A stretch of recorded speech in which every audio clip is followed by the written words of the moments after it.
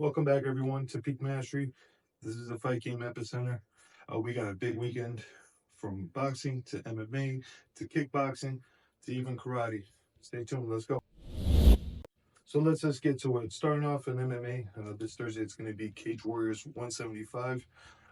For the headliner, it's going to be the main event, the middleweight champ, 7-1, 5-fight win streak, Dario Belal against 7-4 Robin Roos.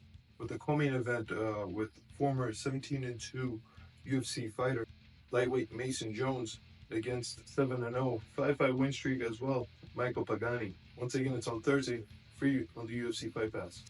For the headliner of the weekend, the big show, it's actually going to be on Saturday, held in Manchester, England, and it's going to be UFC 304. It's going to be headlining. Belal Muhammad takes on the champ, the long-reigning champ, Leon Edwards, defending it for maybe the second, third time at this point. This is a rematch. They have fought in the past. The fight was counted as a no contest due to an accidental eye poke. Should be a fun fight. Absolutely, Belal deserves this 10-fight win streak. It's about time he has that opportunity. On to the co-main event. It's going to be another rematch with Tom Aspinall versus Curtis Blaydes. Clash of the big boys. What happened in their first fight was a freak accident. 15 seconds in, Tom Aspinall throws that low kick, brings it back. Somehow the knee buckles, fights over 15 seconds in the opening round. So this pretty much means whoever wins this fight fights Jon Jones next. Let's do it. It is a stacked card. Even in the prelims, we have a couple of showings from some big names from Arnold Allen, Paddy Pimblett fighting against Bobby Green. We also have big fights, awesome show. And once again, because of the time difference on UK, they're actually going to be fighting late. While here, it's going to be on regular 6 p.m. starting up the prelims. Why not? I love it. I always love to show a little love to MMA Japan. They don't get enough love. So we have actually 3 big promotions, 3 big events from Pancrase, Shudo, and Risen. So 2 promotions are actually running at the same time on Saturday. The first one being Shudo 2024 Volume 6. For the vacant lightweight title, it's going to be 10-5 Devana takes on 14-7 Osawa. For Risen, it's going to be 17-4 Asakura taking on 3-3 kickboxing phenom Ren Hiramato. The co-main event, that's going to be the show stealer. The Wild 17-2 Mikado takes on veteran 26-8 Hiromasa. That's going to be an exciting fight, that one. As for Pancrase Blood 3, it's going to be headlined by 11-4 Akiba versus 4-0 Ayumu. Heading over to boxing, I appreciate this. UFC Fight Pass, it will be showcasing a world title fight by a pair of undefeated WBC champions. 15-0 Omar Trinidad defending his featherweight title against 15-2 Victor Slavinsky. We then have the welterweight title on the line. 18-0 champ Gore Yuritsian defending his title against Aram American. Hey, it's free on UFC Fight Pass, so why not? The big event for this Saturday is going to be broadcasting on ESPN Plus. The Clash of the Titans here.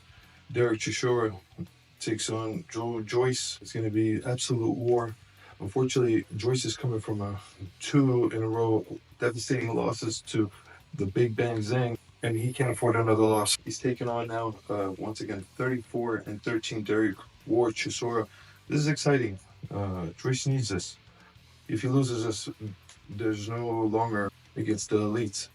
Derek could afford this. We know what he brings to the table. He's going to come in there. He's going to have a hell of a fight.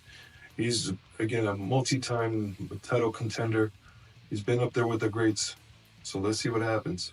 Joyce for the win. I'm hoping. Same day on Saturday, it's going to be DAZN broadcasting another clash of the heavyweights.